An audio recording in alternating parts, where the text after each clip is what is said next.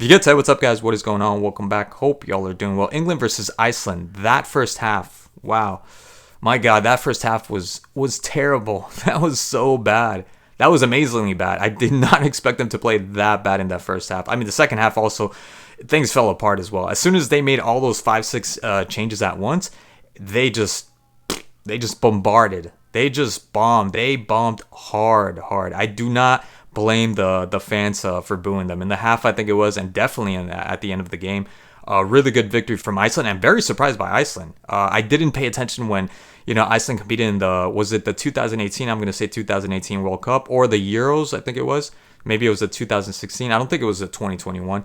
The 2016, yeah, I think it was. So I wasn't really paying attention. But this Iceland team in this game, they did fairly well for a team that supposedly has a population of 500,000 people. I mean, damn, they played well. They did well. They did really, really well. But England, I mean, what happened? Looks like no direction, no technical planning. It's as if they told them the whole point of this game that you're going to play is just retaining the ball. The object of this game is just retaining the ball. There was no direction. Every single time they had the ball, Rice through Foden through Kane, through that congested, crowded, low block middle. I don't know why they wanted to keep playing through the middle. It's like they wanted to Manchester City their way all the way into the goal. That's what they were trying to do because we have Rice, because we have Foden, because we have Palmer. No, yeah, sometimes things were happening. Sometimes, Foden, Palmer, combination with Kane. And I think they got maybe one or two times where they were able to penetrate that low block and get in. But then nothing happened. There was no attempts. There was no shot on target or anything. The play would just die there. It would just stall right there. Nothing would happen. And then I'm thinking, all right, the wings. So they started doing that every once in a while, not every single time. And every time Trippier had the ball, almost every single time, passing it back, going back and doing the same thing, circulating, just walking that perimeter. That's all they were doing. And again, trying to go through the middle. I don't know why they were doing that. It was so strange watching them do this with such a talented squad, such a generational waste, you can say, of this England squad. Did not look anything like the squad that I was expecting them to play like. But now here's the thing. I don't believe for a minute that they're going to walk into the Euros and play exactly like this. No, sir. Even from the first game, from the get-go, I think they're going to have a really good game. I think they're going to have a really good tournament. Are they going to win the tournament? I did say in my breakdown of the France game that I went for France, Germany, England, and Portugal maybe, right? I still believe that they can achieve something, but it's not going to be through any tactical strategy. Nothing. No strategizing, nothing at all. It's just going to be through individual brilliance and them just being a cohesive team, just them as players just talking and just hopefully clicking and wanting it that bad, that mentality that's going to take over for the lack of any planning, any strategizing. That is there anything? Are they implementing anything when it comes to tactics in this team? It looks like there's nothing at all. They do not look like they have any, like they're clueless. They look clueless when they're playing. That first half was just clueless. The only ones that you could say and I wouldn't even so much blame the players. I'm not saying that they were awful. Everyone played black. It was just like, what are they doing exactly? What was going on? They were just passing the ball around. To what degree? It was just passing the ball around, and it was getting irritating. And you could tell the fans too were getting annoyed because they weren't attacking. They weren't attempting. They were just holding on to the ball. I love Palmer, but you bombed today. You stank it up really bad. You had 3-4 opportunities, I'm going to say. And you didn't deliver. I mean, I don't know how you didn't score the one that, who was it? It was Rice to Kane, and something happened. I don't know, like he got stuck, he fell over, but it landed right in the path of Palmer, and he wanted to take the goalie on. And really good for the goalie guessing him, because he tried to do that in the first half. Oh, the really good Travella three finger shot to Palmer. The really good control. And then he ends up shooting it outside. I thought he was going to do better with that ball. I thought he was actually going to score. I'm expecting that from a player like Palmer. He has that football acumen to be able to score those goals.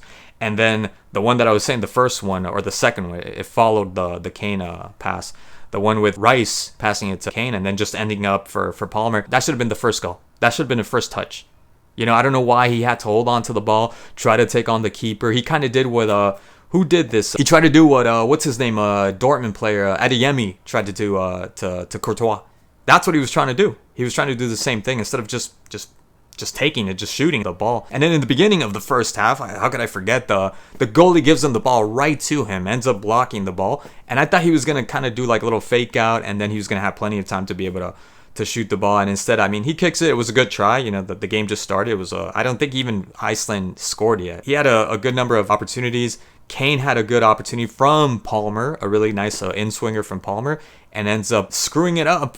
That's it. He just ends up screwing up, doesn't catch it whole, and ends up going over the goal. They had a number of chances. They wasted a good number of chances to be able to score. This England squad has to get better. Now, Gordon as well had a lot of involvement in the first half. I really enjoyed what he did. He was able to hold off those fullbacks and just take them on constantly. Almost every single time he had the ball, he was going vertical. He was driving forward.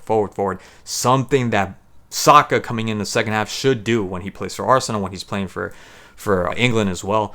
So really good performance by Gordon. And I think he's just going to get better. Once the tournament starts, I have faith that he's going to get better. So really good performance by him. Rice, Palmer, man, like, just, you got to get better. I'm sorry, homie. You stank it up today. He wasted a lot of opportunities to the point that I could blame him for England not being able to score, because he was one of their most lethal, if not their most lethal most dangerous players to be able to score. And and that was it. In the second half, once they made all those 5-6 changes at once, like the game just also kind of went nowhere. It seemed like it just got worse. And the only one out of all those changes that came in and to me made a real difference was Trent Alexander-Arnold. I mean, he came through, and it was funny. Like the goal was gonna come through him. He was the one that was seeking that ball out with the amazing passes and shots, and just building up too. The goal was going to come through him. You didn't see it coming from anyone else. It was going to come through Alexander-Arnold. Ivan Toney came in, and you could see the efforts there, but nothing was connecting. Eze also waiting for the ball, wasn't getting the ball as much as he wanted to. Foden, I thought, also had a decent enough game. Like I said, once the tournament starts, I feel that these players like Foden, Palmer, Gordon, they're going to do a lot better. Kane as well, I think they're going to have better performances. So overall, look, it was such a weird game, and at the same time, it was bad from England. Really, really bad. I get it. It's just a warm-up. It's just a friendly. But it leaves the fans, at least English fans, like doubting whether, what's going to happen. Like, not even if they're going to win this tournament. Are they going to get humiliated in this tournament? I really hope not. I really hope that's not the case, because there's no reason with this, packed squad that they have, like so much potential, so much talent there. They should have a really good Euro. They should. Nothing else would make sense. They have to have a good Euro. So anyways, that's my little brief review on the game. I just can't shake my head that they bombed so hard, and the missed chances, the opportunities that I thought like one of those were going to go in. And Iceland played a really good game as well. I thought they did good with the low block defending, just staying in the back, and the times that they had to be able to attack on the counter on the breakaway, I thought they did really well. Or that back line needs to polish some things up there. But yeah, really good game overall. Anyways, guys, thank you so much for watching as always, and I'll see you guys soon. Peace.